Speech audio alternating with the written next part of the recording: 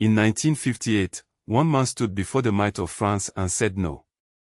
Ahmed Sékou Touré, the fiery leader of Guinea, dared to reject colonial rule when all others hesitated. His defiance sent shockwaves across Africa, inspiring a continent to rise. But behind this heroism lay a darker truth.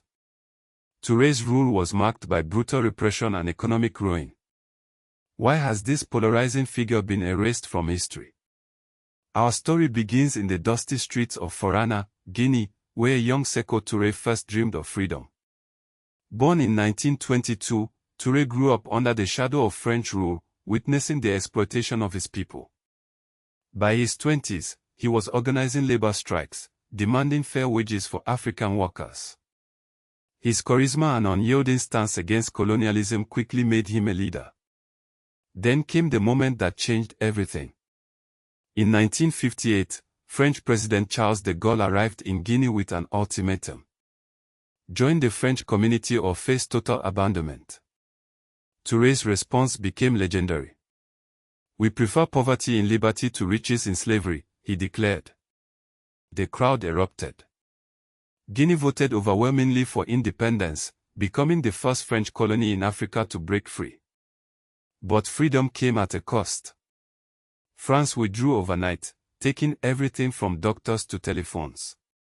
Touré turned to the Soviet Union and China for support, embracing a radical socialist vision. He nationalized industries, expelled French businesses, and became a beacon for liberation movements across Africa. Guerrillas from Angola to Zimbabwe trained in Guinea, funded by Touré's government. Yet as his Pan-African influence grew, so did his tyranny. Touré created a one-party state, silencing all opposition. His secret police, the Bureau of State Security, hunted down critics.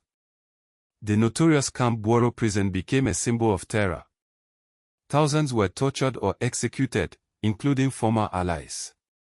By the 1980s, Guinea's economy was in ruins. Touré's revolutionary ideas had led to isolation and stagnation. When he died in 1984 during heart surgery in the United States, his successors rushed to dismantle his legacy.